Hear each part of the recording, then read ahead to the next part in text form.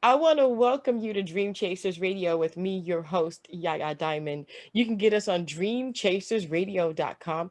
That's dreamchasersradio.com. You can also tune in on WCCF FM. That's 100.9 FM, all over the internet on iHeartRadio. I want to thank you guys so much for tuning in again, and don't go anywhere. We have a great show for you today.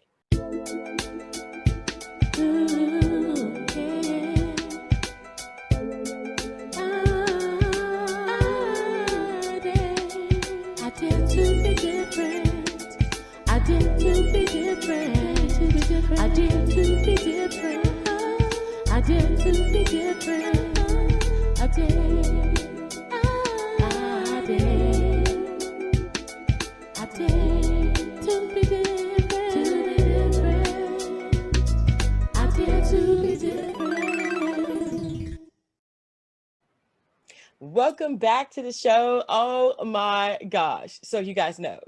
Yeah, I'm actually going to put pen to paper. I got pens. I just have to find paper because guess what I'm getting ready to do? I'm getting ready to write a book, but I'm kind of behind the scenes here. So it won't be like a great book, but my next guest has a great book and we're going to talk about that today. Please tell everybody who you are and what you do, please.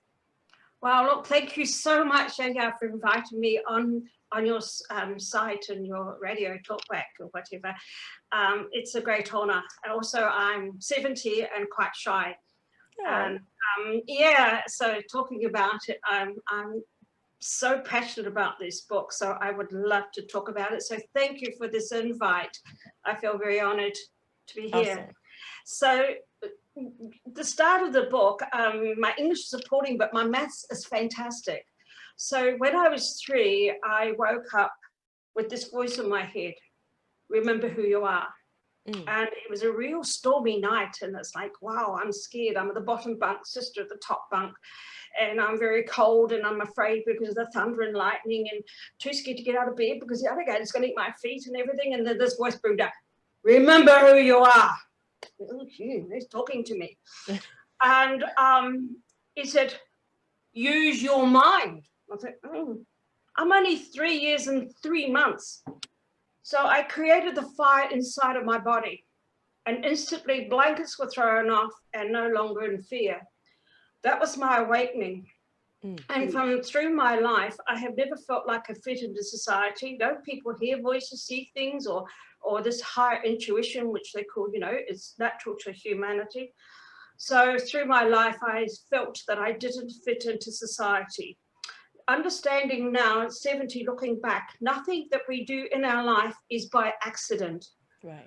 I'm also trained as a naturopath. I've done hypnotherapies. I do the Life Between Lives by Michael Newton, which really started to push me into this line of where I am today. I've done so many different workshops, always searching for the truth because I'm extremely analytical and skeptic.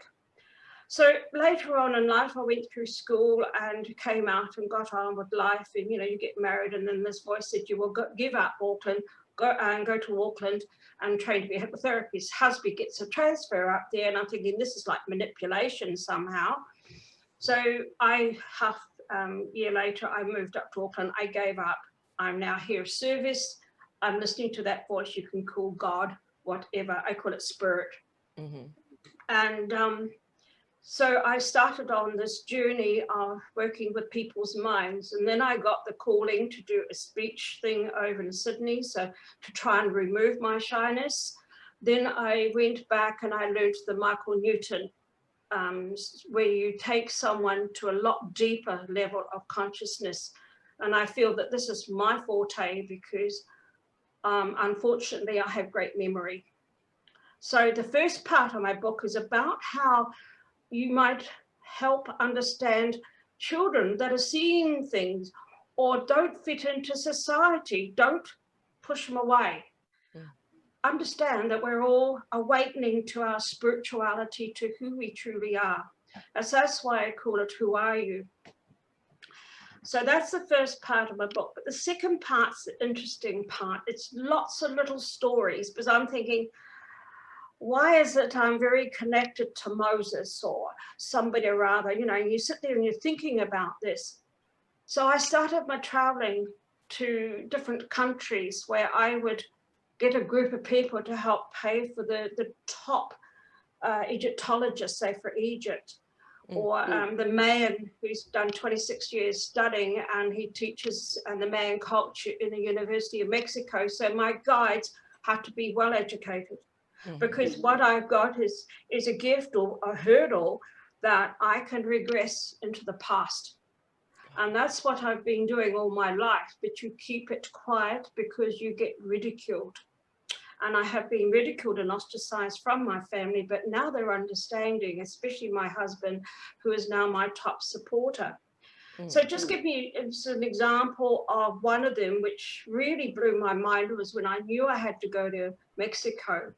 So I got hold of this company, and Miguel has done the 26 years studying and teaching at the university on the Mayan culture. So he was our guide.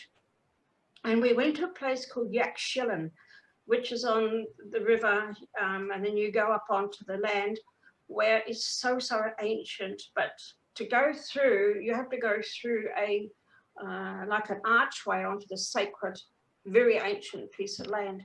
But I couldn't, because I'm always at the back of the group watching.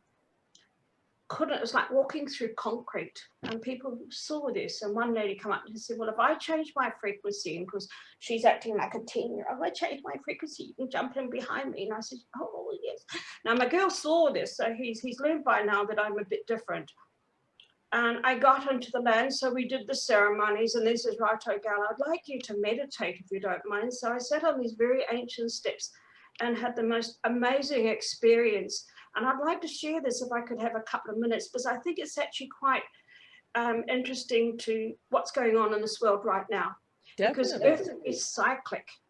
And it's in like cycles of a cycle. So there's 7 minor to major cycles. You know, the end of Lemuria, Atlantis, and all those sort of places is actually factual. So what has happened is, this is just one I'm going to share, is in my meditation, he asked me then, what did I get? And I said, well, you can't evict me, but I was an ET child being down Scotty. The 3 elders were reteaching humanity because they'd lost all memory, because that was like an end of a cycle. So it's like pulling the plug out of the computer or your USB stick, and the whole world starts off again. And the elders were reteaching, but me being a young child, I was allowed to go down with them and play with the children, and then at night beam up Scotty and tell them exactly what I'm experiencing, until one day I heard they said, humanity is misusing this information, we're not going back again.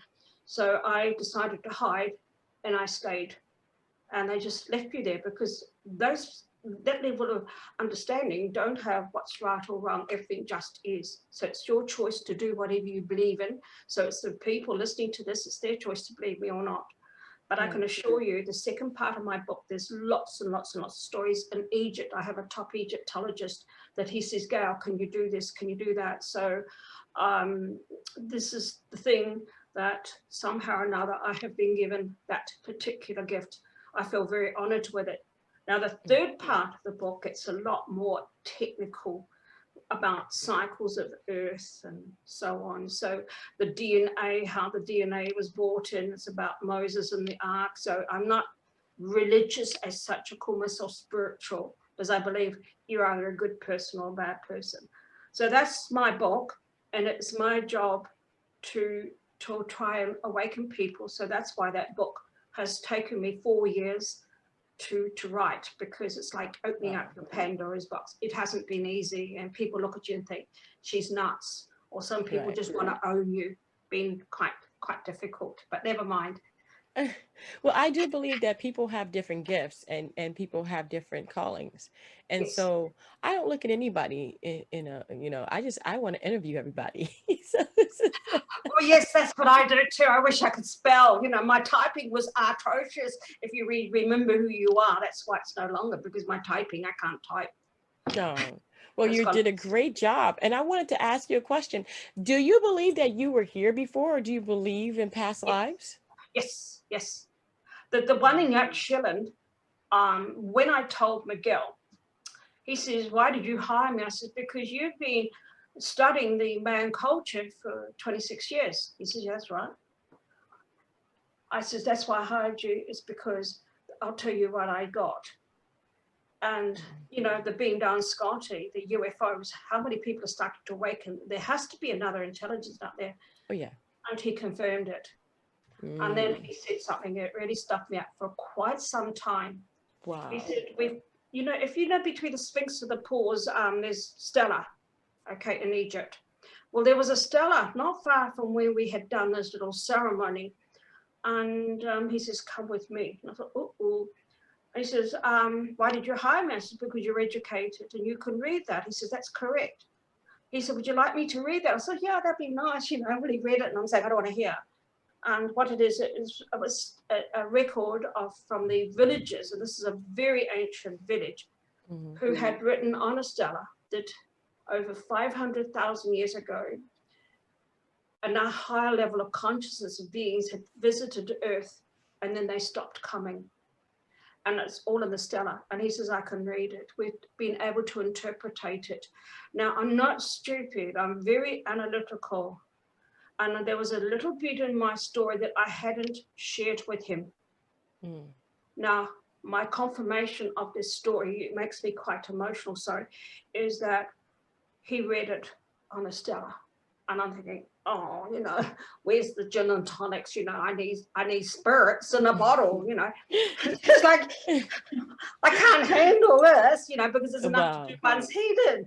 So I actually have been here 500,000 years ago, because time is part of our human illusion. Right. And I remember a lot of Egypt, because I was a bit of a wolf, you know, I had no parents and what have you. And I used to give the guy Akhenaten, who bought in, so he's another interesting story.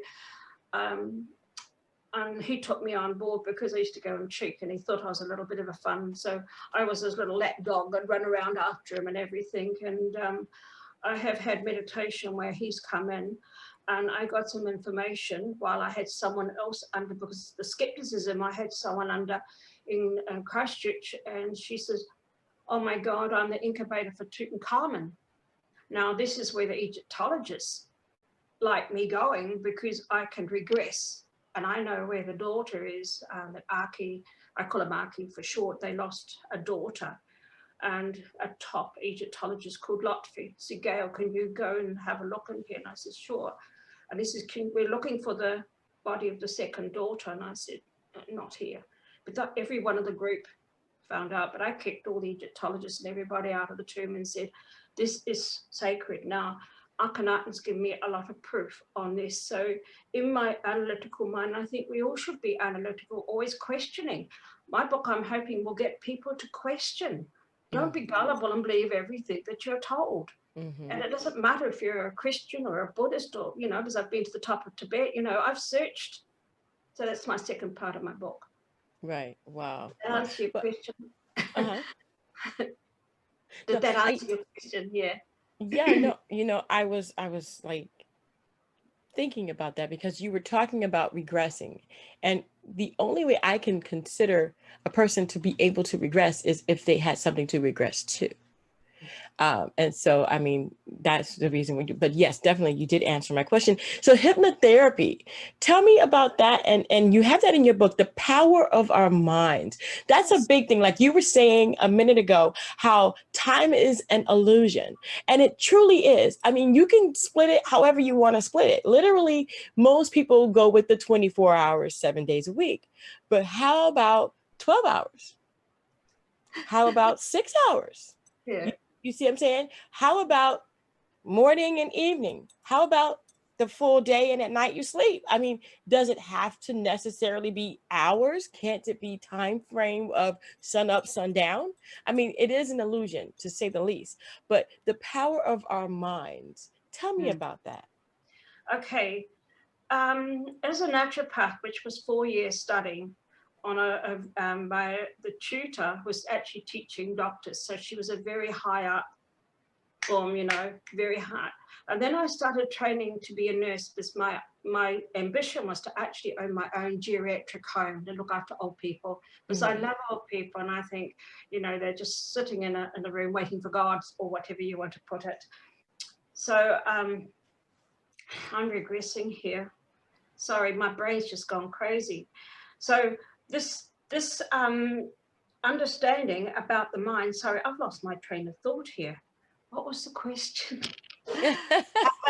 Well, I'm sorry, I have to be honest. I've had concussion, and because there's 5 in my group, and 2 men have been murdered, and they've tried to have a couple of goes at me. So every so often the brain sort of flips into another level. So forgive that.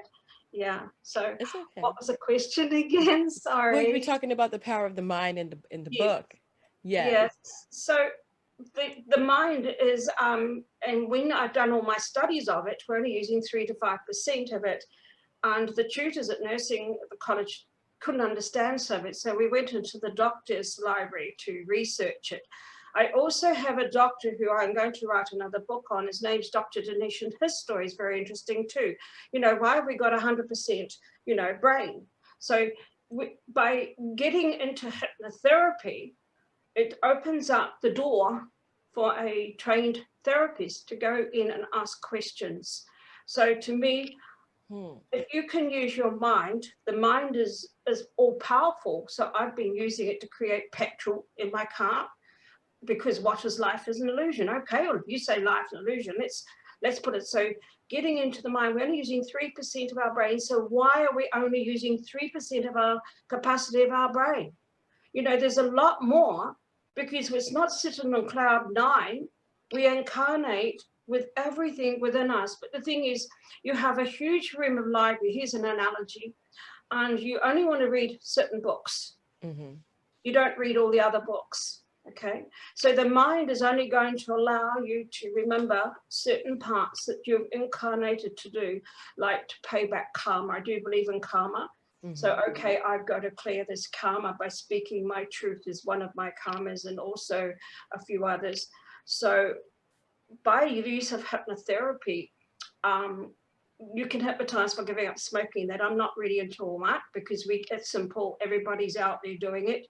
But with the life between lives, which is Michael Newton, we take them to a lot deeper level of consciousness, super consciousness. And that's when the therapist picks out what the client has been wanting to know.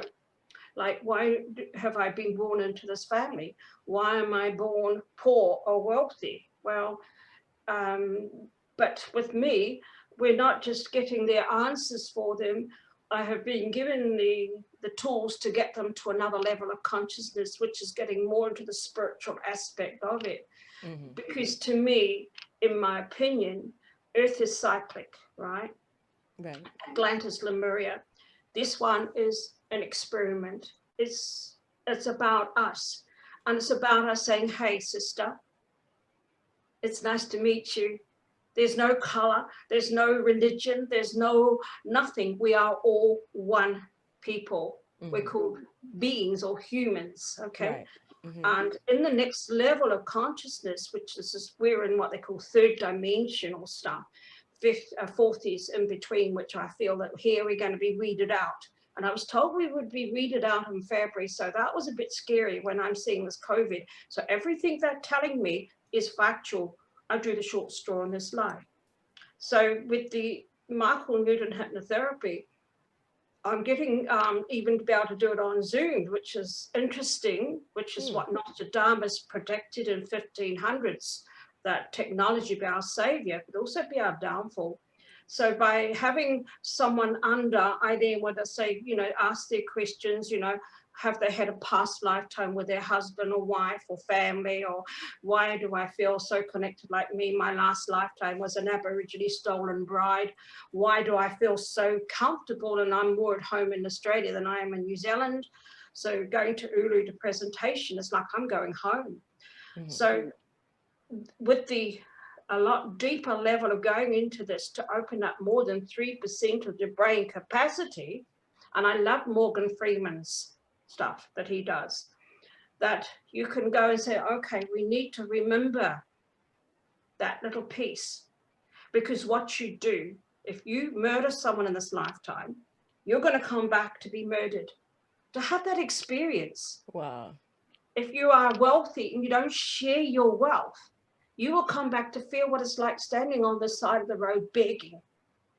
So, or you might be the beggar that is there to have that experience to see if they can change. Now, I've been playing around with my mind thinking, because I'm, really analytical.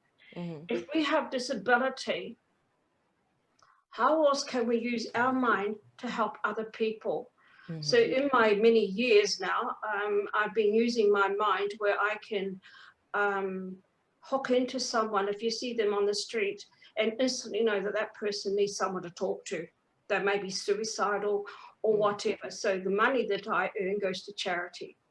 Now, because I'm giving my money away, you want to see what comes back into my drawers, and I don't know where it comes from. So I also believe in miracles, but I also believe 150% that this lifetime is so important. It's about us connecting. And Nostradamus said technology be our savior. So this is why you and I can talk and communicate. So there's no distance, there's no time. Everything just is an illusion. So the pictures in my book are priceless, because I said in my analytical mind, if you're going to get me to write this, I need some help here, because I'm going to be treated, as you know, my family said I'm delusional, my parents and family, okay. So now they're looking at me thinking, okay, she drew the short straw. Maybe in a past lifetime I was not accepting or being judgmental to someone who is what I'm doing this lifetime. So everything has to be balanced. And in my opinion, this lifetime is the most important lifetime that humanity has ever had, because we've got this opportunity to go into another level of consciousness. Watch Morgan Freeman's his presentation, brilliant. Especially that last part of the movie called Lucy. It's not a nice movie, but he's talking about the capacity of the brain. He's very technical. Yeah, I saw that, Lucy. I saw that where she turned into a computer at the end. Yeah. Yeah, I did. That was an amazing movie. I like that movie. I've seen it more than once. Yes. I truly believe, just out of just pure curiosity, I think most people don't realize, where were you before you got here? Oh, gee, where was I? Right. So no, it's the question of it's more of a question of people are afraid of death. But I mean, I'm telling you, before you were alive, you were dead, but you were dead to this body. So where were you? That's the question I always like to ask people, to get them out of the fear of death, because literally they can't really tell me where they were, except for one person. One person told me that they were in hell, that their body that they had before was on fire and they hated it. Okay, right. This is the good and the bad, because we're not the only beings. Earthies being given the freedom of choice. Okay.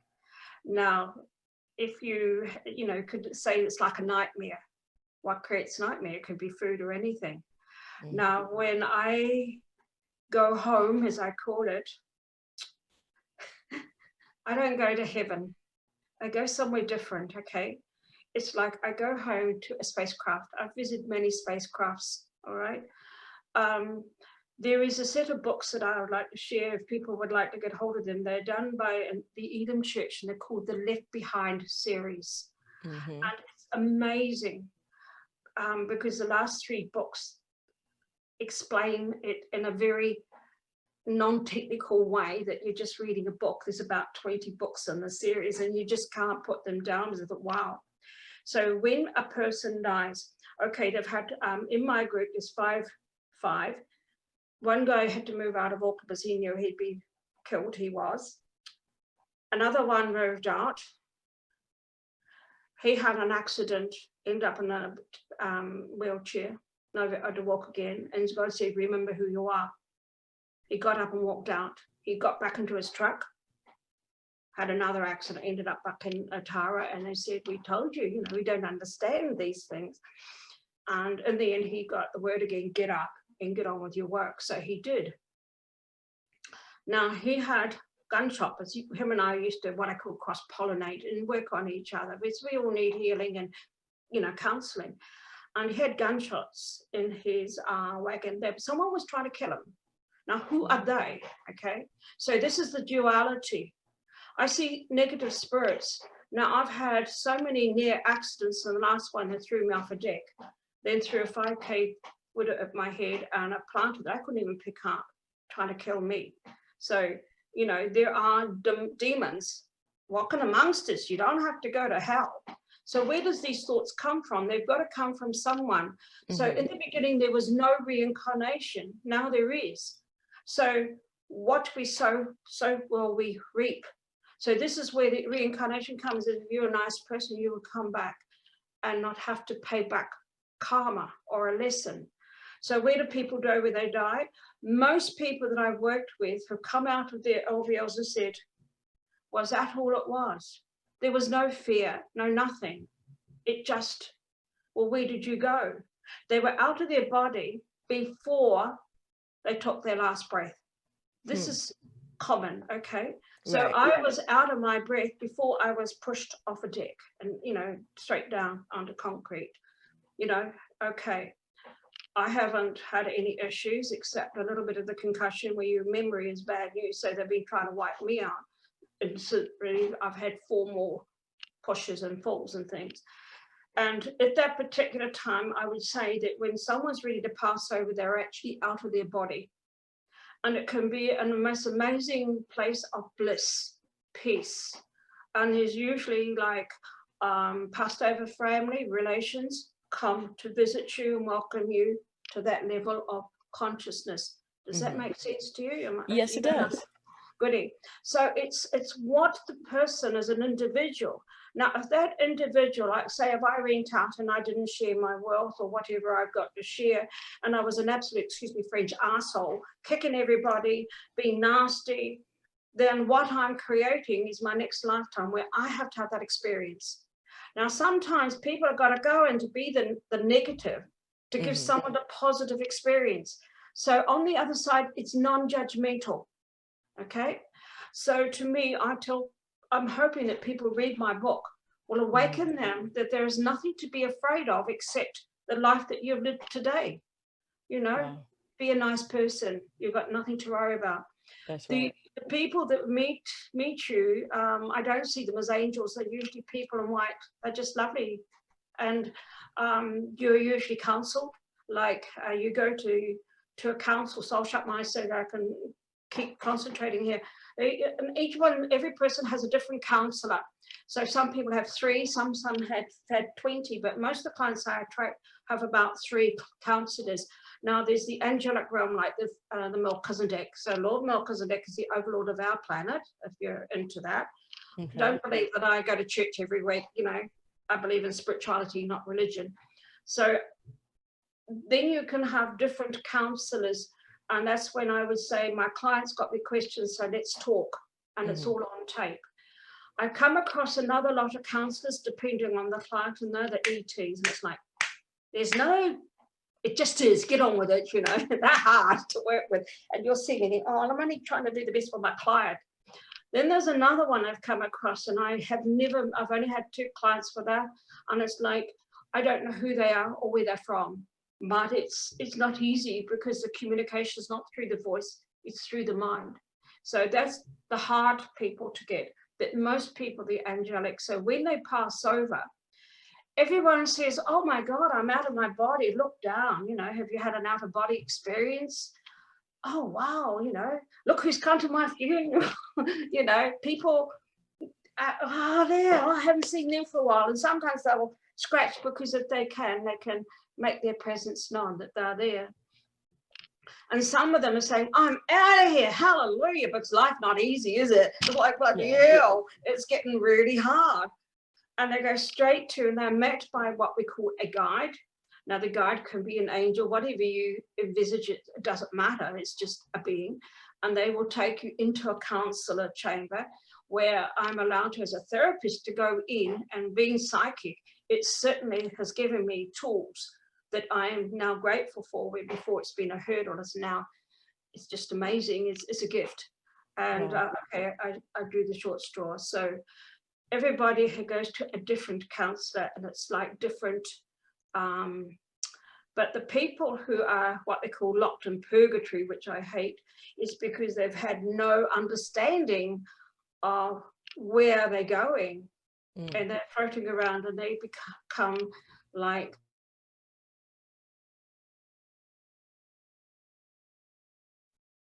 I work, we called Arcanite, and it's in my book where he's very tall. So they created this house with very high ceilings. Um, he floats in and out, and I'm seeing things all the time. So it's up to the person. And if I would give them any advice, please live your life to the best of your ability. Do not judge nobody. Only look in the mirror and judge that person. Do the best you can. Be kind, as Jacinda says. Share your wealth, whether it's knowledge, money, share your friendship, right? To be the best person you can. Do not judge those who are here to kick your butt and to give you lessons of having your car pinched or written off or whatever, but to learn forgiveness and so forth. But doesn't mean to be say that you should be gullible and give everything away, so it's a balance. And it's when you write your contract out, your name, who your parents are going to be, to give you your DNA. So we talk about the DNA, which was brought in. Anyway, it's in the book. And then you pick everything. So with your counsel, I need to go back. I need to be brought up with a very poor family to teach me about being poverty, so that when I have the money, I give. And the more I'm giving, the more the money's coming to me. It's called magic. It's amazing. But I only get exactly what I need for my work. No more, no less. Right. So everybody is on a level that they have chosen. And it's not for anybody else to judge them. So this is why what is your reality is, well, what are you creating? So the pictures tell 1,000 words. That's why I've done the book. Instead of remember, it's now who are you? With the color pictures, it's a lot bigger book. There's a lot more information about Earth cycles and Atlantis and Lemuria and everything. So it's pretty interesting. Yeah. Wow. And where can people find you? Where can people find the book? We're just getting onto it because, as I understand, 4 years I've been pretty slow, and the brain hasn't been working, trying to stop me doing my work. We've put it back onto Amazon. Okay. And I'm doing now Zoom. I'm being told to do meditations live on a Monday night, which I've just started because it's the end of the year. This is where technology be our savior, which Nostradamus predicts. So we can talk on Zoom. We can talk on like radio. We can do all sorts of things now through this technology. It's just open up the world now. Definitely. But to get the book, so I've actually just ordered the book yesterday to get some copies, so they can get in touch with me, or they can, and if they can get in touch with me, quite happy. It's called speedwellatextra.co.nz, and I can say, right, you can go to folio printing, but it's on Amazon. And because of the cost of all this, and the money's just been going out the door with this book, I haven't got it on Kindle. To be honest, I don't like Kindle.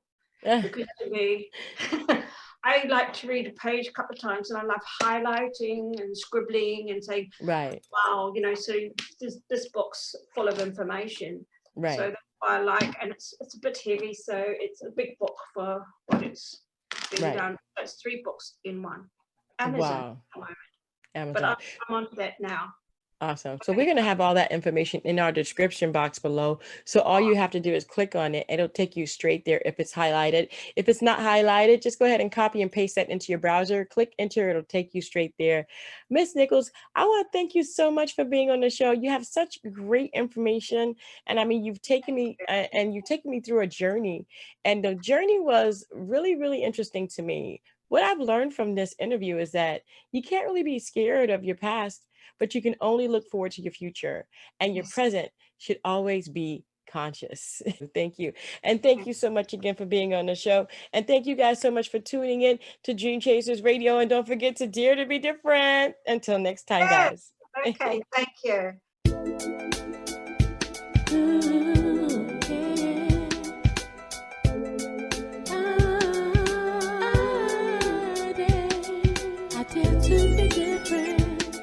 I dare to be different. I dare to be different.